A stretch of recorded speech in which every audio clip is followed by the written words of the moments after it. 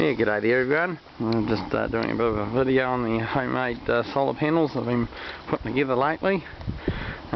These are 6x6 inch solar cells, which I think look like about the biggest ones you can get, being bought off eBay, and put these together.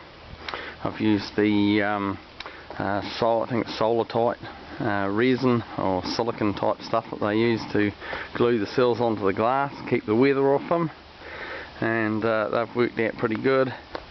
So that's set up here, and I've just built another lot along here. I'm sort of actually had them out today, just testing them, see how they work. And they don't seem to go too bad. And they'll produce a bit of a spark here, maybe even for you. See how good this comes out. Oops. Hold the wire, it sort of melts or welds itself onto the wire. Oh, crikey. Yes, you can see the bit of juice there. This is, what would this be? I think this is about 50 or 60 volts roughly, at about 7 amps. Whoop. Burns the old wire anyway. So pretty happy with how these ones have worked out. What other comment I was going to make about putting these panels together? Yeah, I really think it's very important that you use the likes of these silicon bonding agents to bond them on the glass. I don't know about the other material. There's plastic sheets that people are using, the EVA or something they call it. I haven't had anything to do with that stuff, but these are definitely using this two-pot mix silicon stuff. Definitely works well. And one of the things that I find helps a lot is too that it glues the cells directly to the glass, which helps draw the heat away from the cell. I see a lot of people making panels in like plywood trays with a bit of plexiglass or ordinary glass over them, and they're just sitting there inside. They get really hot and the current drops off quite quickly on them, and I think to have them bond with the glass of this to draw the heat out of the cells helps immensely, let alone the fact of keeping the weather out of them if you want the panels to last any time outside. These ones here have done a winter, -7 degree frost, and been snowed on, all the rest of it. Still producing the same current as they did last year when I put them together.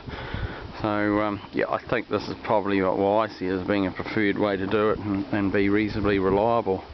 So I think a lot of people don't realise just the importance of the cells, you know, getting too hot, and definitely mounting them in trays with just air around them with a glass sheet over them. It's not really ideal at all. So I didn't go down that track for that reason after my experiences of playing around initially. So anyway, that's the cells here, mounted on the glass. The other thing I've tried to do too to keep the air bubbles from getting trapped, I've got a few in these ones, but not too bad.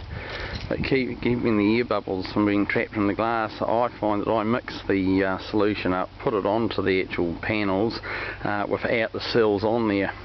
And then I put the cells on top afterwards in groups of 3. It just makes them easier to handle and sit them down carefully on the glass. And doing that, you can get most of the air pockets out, just rolling the cell down at an angle onto the glass as you lay them on, and just let them sit there for a few minutes so they slowly sink into the stuff.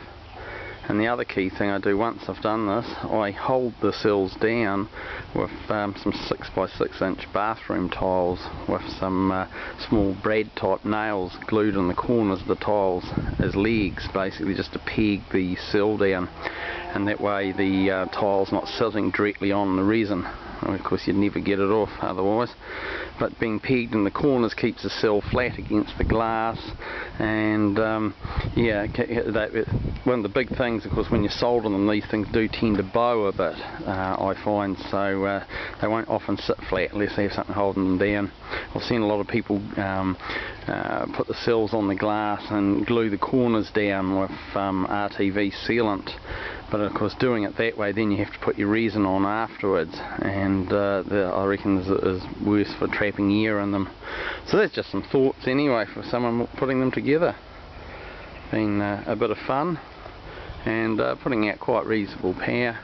I think these ones here, they're all in parallel at the moment, going into a grid tie inverter, and they do I think somewhere around about 17 or 18 amps at about 16 volts I think roughly into the grid tie inverter when I've measured it. So that seems to be working alright, and pretty happy. I did mount this on a tilting arrangement or rotating arrangement to steer it to follow the sun. It's not currently hooked up, but basically used a ring gear off a vehicle, and a starter motor pinion which I've put on the end of an old windscreen wiper motor to give a bit more reduction. I feel it actually is geared a wee bit too tall. It still moves a bit too fast, and I'd like a bit more reduction, so that's why I haven't currently got that hooked up, but hopefully I'll sort that out. So there you go, happy viewing, and yeah, to those who have built these things before, might be of some help what I've told you anyway. Cheers!